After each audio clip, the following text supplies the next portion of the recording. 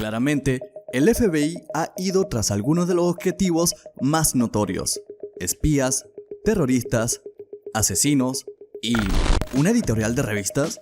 Un momento, ¿por qué el FBI perseguiría a Hugh Hefner? ¿Y cómo resultó esto en un recuento de cadáveres? Pues quédate con nosotros para averiguar más sobre esto.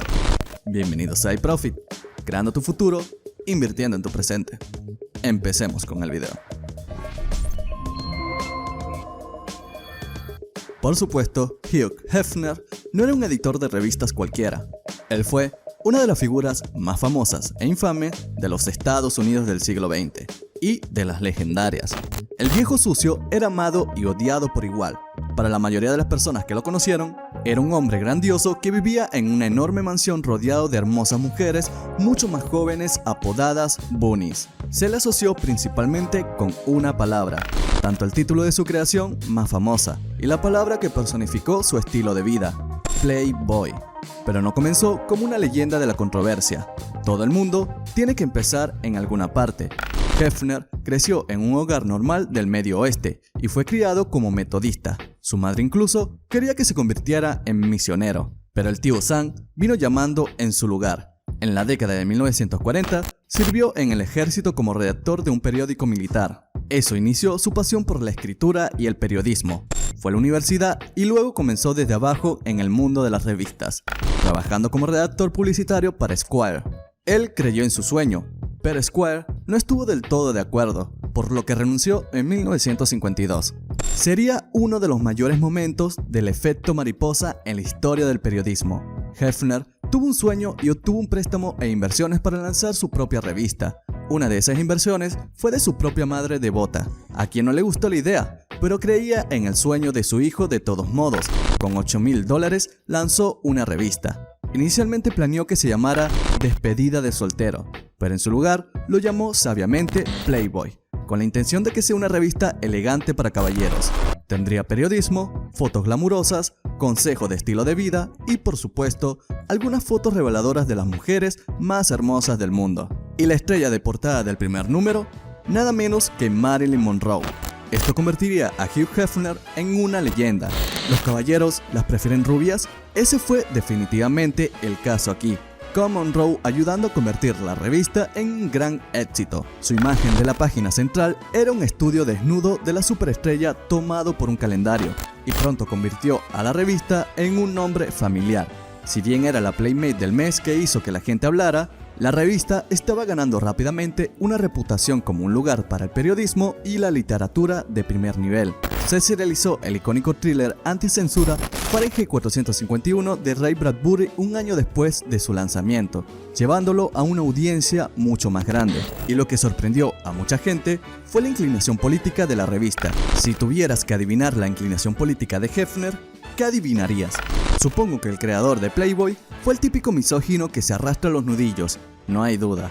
Muchos hombres asumieron que Hefner era uno de ellos, pero esos hombres se sorprendieron cuando debutó con The Playboy Philosophy, una columna en la década de 1960. Aquí era donde Hefner podía expresar su punto de vista, y se convirtió en un feroz defensor no solo de la libertad de expresión, sino también de los derechos de las mujeres y los derechos LGBTQ.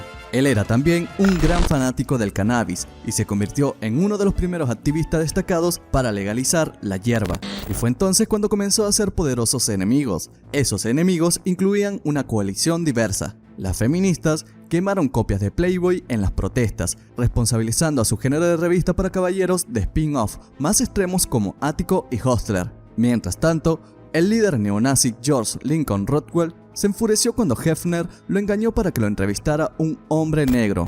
En 1963, Hefner fue incluso arrestado por una página central particularmente subida de tono y juzgado por la obscenidad. El jurado no pudo llegar a una conclusión.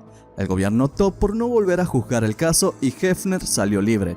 Pero una vez que terminas en el radar del gobierno, por lo general te quedas ahí. El FBI había estado detrás de Hefner durante mucho tiempo, creando un archivo sobre el creador de Playboy y tratando de encontrar evidencia de conducta criminal en su imperio. Cuando llega una acusación federal, es muy raro que el acusado se escape, por lo que Hefner sin duda sintió que tenía una espada de Damocles colgando sobre su cabeza.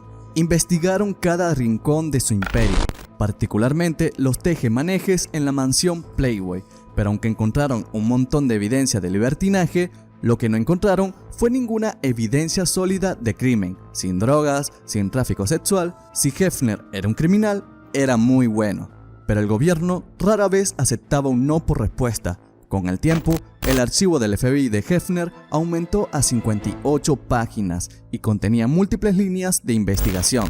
Desclasificado en el 2019, mostró que había sido entrevistado varias veces en la década de 1950 y 1960 por el posible transporte de material obsceno a través de las fronteras estatales. Cuando eso resultó vacío, debido a que Hefner conocía bien las leyes locales, pasaron a tratar de encontrar informantes que lo implicaran.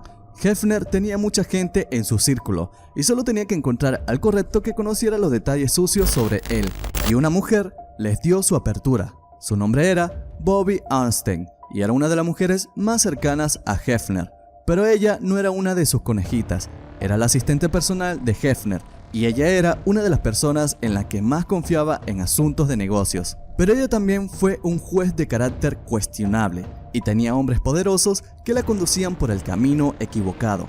Pero ese hombre poderoso no era Hefner, era su novio, Ron Scharf, y eso le dio al FBI su apertura. Cuando el FBI descendió a la mansión Playboy en 1974, el hombre conocido como Hef sin duda pensó que sus enemigos lo perseguían de nuevo, pero no lo fueron esta vez. En cambio, descendieron sobre Arnstein y la arrestaron como una criminal peligrosa. Previamente habían acorralado a uno de los Scharf asociados, George Matthew, y le ofrecieron una sentencia más leve por sus propios cargos de drogas a cambio de implicar a Arnstein. Estaba más que feliz de cooperar y arrestaron a ambos. Scharf y Arnstein, cuando lo registraron, encontraron una pequeña cantidad de cocaína en su cuerpo, media libra, que está muy por debajo de la cantidad que llevaría un traficante de alto nivel, pero el FBI tenía lo que necesitaba. Arnstein fue arrestada por narcotráfico y era considerada una participante activa en la empresa criminal de Scharf, lo que significaba que se enfrentaba a un largo tiempo en la cárcel. Pero el FBI no se preocupaba por ella, se preocupaba por Hugh Hefner y asumieron que su proximidad les daría su información y la perspectiva de pasar muchos años en prisión le haría decir cualquier cosa. Querían que ella dijera, pero estaban equivocados. Es posible que Arnstein no tuviera nada que decir. Quizás Hef estaba absolutamente limpio, pero también era ferozmente leal. No estaba dispuesta a llegar a un acuerdo con el FBI y esencialmente les dijo que le hicieran lo peor que pudieran, y eso es exactamente lo que hicieron. Arnstein fue llevada a juicio y el FBI no perdió el tiempo en ponerla como ejemplo. Scharf, acusado de ser el autor intelectual del anillo, obtuvo 6 años de prisión, mientras que Arnstein fue condenada de cargos más duros y recibió una sentencia de 15 años en una prisión federal que le arruinaría la vida. Incluso con esta frase pendiendo sobre ella, no hizo ningún movimiento para cambiar la evidencia de los estados y se retiró del ojo público mientras que esperaba la fecha límite para entregarse para cumplir su condena. Y las cosas iban de mal en peor para Playboy y Hefner. El orgullo y la alegría de Hefner se vieron envueltos en un escándalo en ese momento, incluida una demanda por discriminación racial, una auditoría del IRS y ahora una colección masiva de titulares que incriminaban al socio cercano de Hefner con una red de narcotráfico. Hefner incluso había terminado en la casa de Richard Nixon, lo que puede ser un cumplido, dependiendo de cómo te sientas con Tricky Dick. Pero sin duda, mucha gente esperaba que Arnstein diera el golpe de gracia contra Playboy, finalmente cediendo a la presión del FBI y testificando en su contra. En cambio, Hefner recibiría un golpe muy diferente.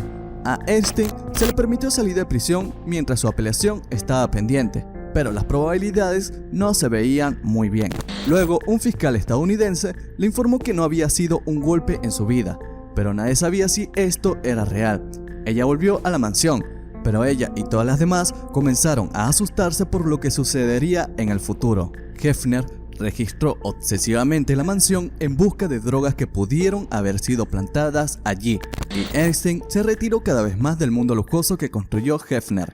La próxima vez que apareciera en los titulares sería por una razón muy diferente. Era el 19 de enero de 1975.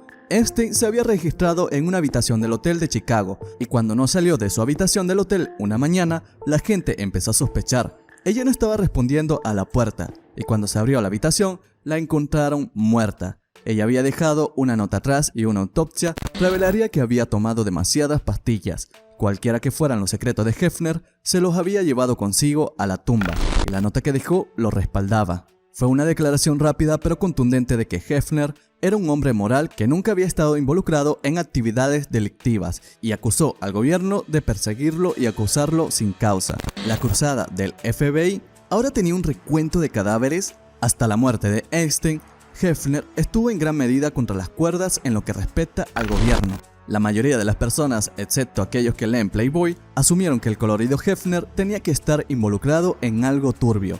El gobierno había estado detrás de él durante mucho tiempo, pero ahora una mujer estaba muerta y su funeral fue el primero al que asistió Hefner. Se vio que estaba realmente afligido y esto lo humanizó a los ojos de mucha gente. Los periodistas se pusieron de su parte contra el gobierno, especialmente porque la administración de Nixon ahora estaba en desgracia. Pero eso no protegió a Playboy de las consecuencias. Tal vez fue solo la asociación con un narcotraficante acusado. Tal vez fue porque la gente se dio cuenta de que el gobierno hablaba en serio y cualquiera de ellos podría estar en el punto de mira a continuación. Pero la gente comenzó a distanciarse de Playboy. Los miembros originales de la junta abandonaron la empresa y las acciones cayeron rápidamente. Pareció como si el poderoso imperio de Playboy estuviera contra las cuerdas, pero Hefner no había terminado de pelear, porque estaba luchando duro y quería causar algún daño al gobierno. Él ocupó una conferencia de prensa, apareciendo conmocionado, enfurecido y más humano de lo que nadie lo había visto jamás. Acusó al fiscal estadounidense Jim Thompson, el hombre detrás del caso, de causar la muerte de Epstein, y mucha gente estuvo de acuerdo con él. A medida que surgieron más detalles, el FBI trató de pintar una imagen de Epstein como una individua emocionalmente inestable. Tal vez lo estaba, pero no contrarrestó ninguno de los puntos de Hefner. Nunca habían probado que ella fuera otra cosa que una pequeña jugadora en los planes de Scharf, y estaba bastante claro que la apuntaron como una forma de atrapar a Hefner con trágicas consecuencias, pero algunos pensaron que la sonda podría haber hecho su trabajo de todos modos. ¿Había alguna manera para que la famosa revista de desnudos sobreviva estando en la mira del gobierno durante tanto tiempo? Resultó que la respuesta fue sí. Dos cosas sucedieron poco después de que comenzara la aventura. Nixon se vio obligado a renunciar en desgracia por el escándalo de Watergate, y su sucesor, Gerald Ford, estaba mucho menos implicado en apuntar a sus enemigos. Hefner dio un paso atrás dirigiendo a Playboy e hizo de su hija Christie su asistente. Ella ayudó a la imagen de la empresa y mejoró su posición con las mujeres y duplicó los elementos periodísticos de la revista, y funcionó, porque Christie permaneció en la empresa durante más de 30 años. Hefner, mientras tanto, nunca fue a la cárcel y murió en la mansión Playboy como un viejo de 91 años, habiéndose convertido más en una mascota adorable y sucia para la compañía al final. ¿A ti qué te ha parecido el video? Si has llegado hasta aquí, cuéntanos tu opinión. Si tienes alguna opinión al respecto, recuerda dejarla en los comentarios que te estaremos leyendo. Y también recuerda que si te gustó el video, un like y una suscripción nos apoyaría bastante para seguir creciendo este canal y seguir brindándote de contenido de calidad para ti. Si además compartes el video con un amigo, 1.000.000 de bitcoins te caerán mañana en tu cuenta. Nah, broma, pero sí tendrás una estable vida financiera. Ya sin más nada que decir, chao y hasta la próxima, trader.